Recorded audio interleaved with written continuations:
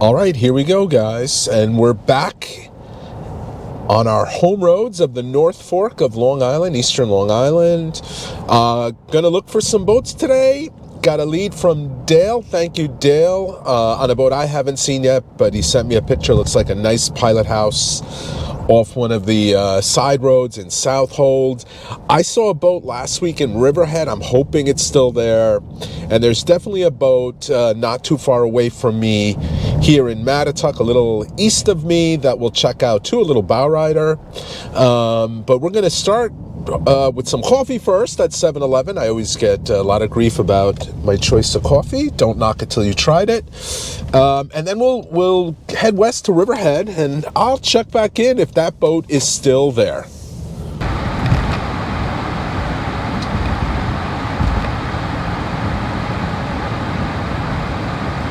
All right, I think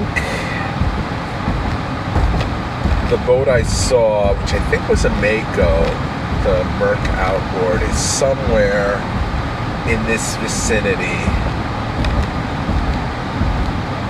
Hopefully it's still here. It's been a few days. Of course, it could be, here it is. I was gonna say it could be on the other road, but I actually got it right this time. Oh boy. What do we got here? External fuel tank, shallow dead rise. May not be a Mako. Let's see what we. Oh, and I have the defrost on. Well, here it is. Let's see what we got. Right, it's a 115 Merc 2-stroke aluminum prop. That spins. Oh boy. Todd seats. I believe that's a 4-cylinder Merc, not the Tower of Power. Here's the sign. It is a Mako. 72 Mako. Runs great, 3,500. There's the number. 631-599-3957. Just very basic layout. Little hatch up front. See a life jacket in there. There's what appears to be an extra trailer wheel. Bench seat up here, not upholstered, not cushioned. You can see there is a little curve in the in that hatch holding right under the seat, or where you would sit. Let's see if we can get an idea on the transom. I mean, it's hard to tell, but it feels solid. There's a little bit of cracking there, but not terrible. Strong's was taking care of it. That's a good sign. Somebody was looking at it. That looks like a 12 or 15 gallon fuel tank, maybe 12. So clearly I would think they've disconnected the main gas line. Floor doesn't feel that mushy. Boat is rocking up and down as I push down. I'm not going to step inside. But I think the selling point with this one is 3,500. That's almost, I mean, you see boats that don't run, that are missing everything, selling for more than that. People love Makos. We know they have, especially this vintage, the 70s. I guess 70s into the 80s would be considered the vintage years of Makos. And yeah, 3,500 is, you put a little elbow grease in it, test it out. If that motor actually runs, you probably have a really good deal here. I don't know. What do you guys think? 3-piece construction, has a trailer, a shoreline trailer, roller trailer, of course, because we're in the North Fork. I like it. All right. Let's go check out that boat in Mattituck now, that bow rider. Okay, we are now in Mattituck. This is my hometown. It's the fire department. And I'm going to tell a quick story on our way to the third boat about the fire department. And Dale, who gave us the tip on the third boat, not this boat I've seen, very honest, I'd rather be reviewing a more fishing-centric boat, but it's here, it's on the road. It looks like it's in decent shape. Let's see what we got. And hopefully it's still here. There it is, yeah. Well, so we're on Sound Avenue. What road is this? And Wickham Avenue. And Denizio Auto Repair Service Center. They got a little bar rider. I think it's a Rinker, if I'm not mistaken. Why don't we pull into their parking lot here? Check it out. Yeah. It looks like it's got a nice detailed for sale sign. And oh, wow. Is that a Dodge Aspen or is that the Plymouth Volare? I'm going to pull up next to this first.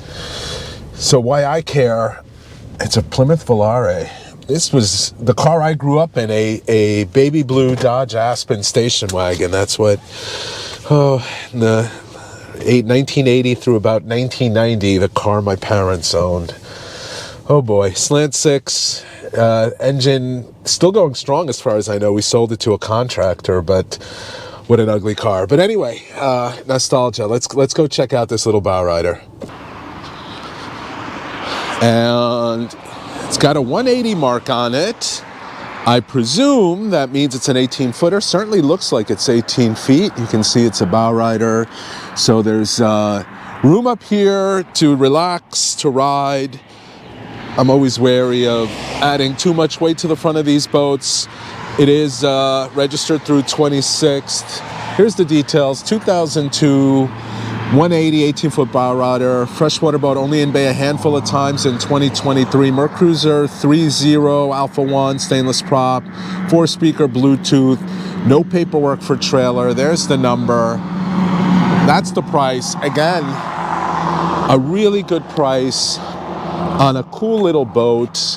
If that engine checks out, that if you want to hop around in the bays, bam, you can see plenty of seating in here, a lot of room for an 18, at least 4 seats there. Somebody can sit here.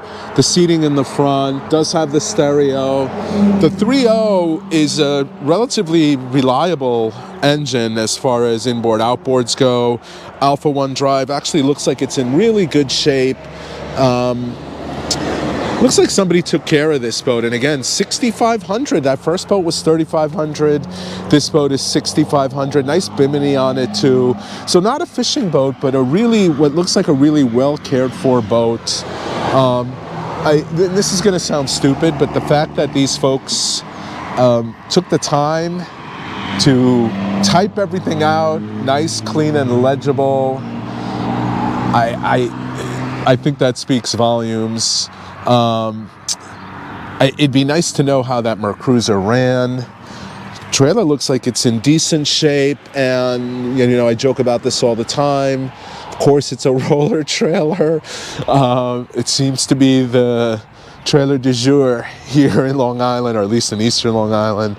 I don't know the fascination with them. Again, I prefer the security of a bunk. If that ever breaks, you're not afraid your boat's going to slide off. But let me know what you guys think. $6,500 for this one. I think it's a good deal for what you're getting, as long as that engine checks out. And you know what? Even if that engine doesn't check out or needs some work, it's basically a Marinized car engine. It's relatively easy to work on. I don't think replacement engines are that expensive, and the Alpha 1 drive is like a perfect match for this boat. You don't need to go into the Bravo series for a small light boat like this. And again, that even the bimini is in really good shape. Like somebody obviously took care of this boat. All right, let's go check out that pilot house. Not sure the make, might have been a Steiger, but we'll see when we get there. And yeah, there's the Volare next to the Nart. We'll just spend a second on this. Again, we had the Dodge version, looks exactly the same down to the hubcaps. The Dodge Aspen, it had that old reliable slant 6 Chrysler motor in it, Mopar motor. The amount of time, oh my God, this is the car I learned to drive on too. Now the baby blue was an ugly color, but I will say this brown might be a little uglier. but it certainly does bring back a lot of memories. All right, let's enough with the nostalgia here. Let's go find that pilot house. All right, we're in some of the back roads of Southold now. I've literally never been down this road. Really, really pretty road here. Vineyards on both sides. And I'm going to go on my soapbox a little. I'll give a shout out to Dale, who told me about this boat.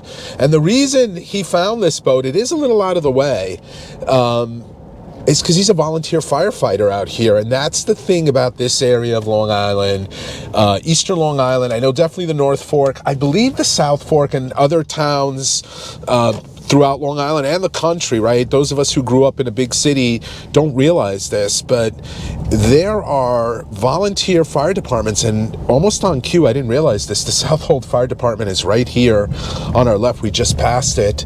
But there are a ton of men and women who volunteer as firefighters, and Dale texted me and, said he saw this boat, that he was on his way in the morning to fight a fire. And then in the local paper, I get emailed to me every day, the North Fork Patch.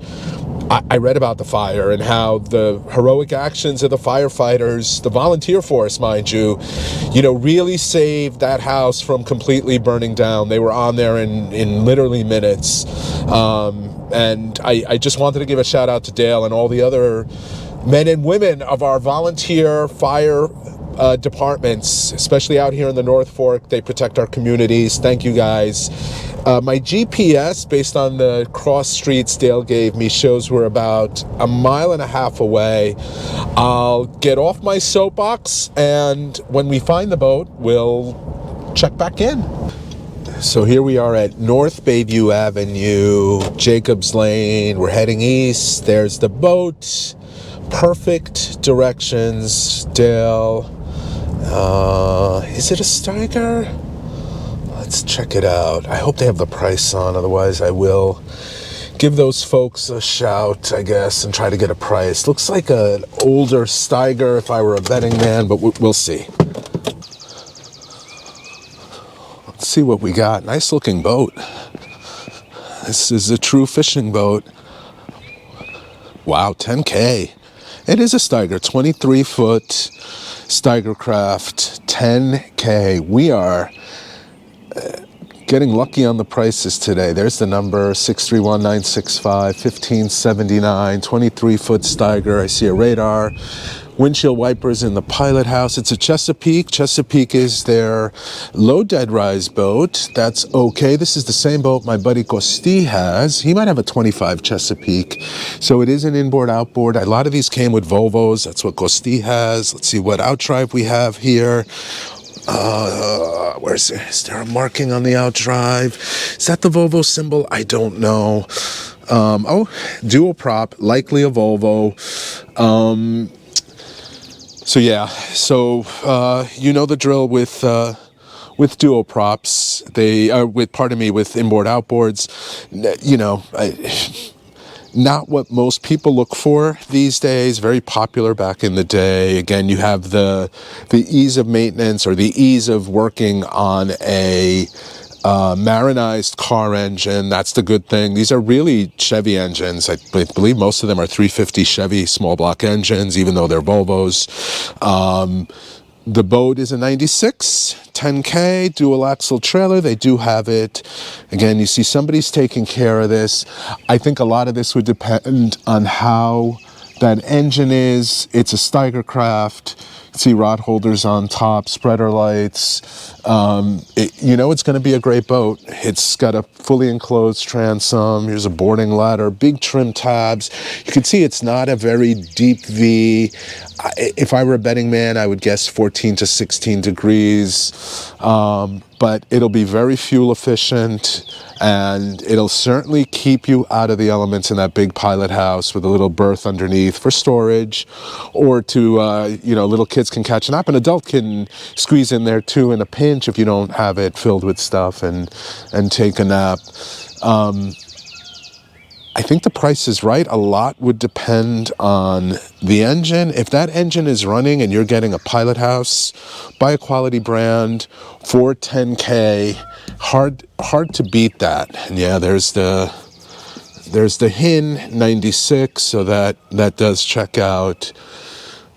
I like this. I like all three of these. This is going to be a hard decision. Yeah. Gathering my thoughts as we take one last look at this. We'll get back in the car and I'll offer you my thoughts as I'm still mulling them here. All right, we're pulling out of this home with the Steiger. I had a chance to collect some thoughts here. By the way, I just love the North Fork. Imagine your home looks into this woods. I'm sure there's deer and other animals running around. Again, I'm very proud of my hometown. I told the Dale story with the volunteer fire department, but this is such a great place to live, and I will get off my second soapbox of the day. So I might be in the minority here, but if it were me, I would likely go with that Mako.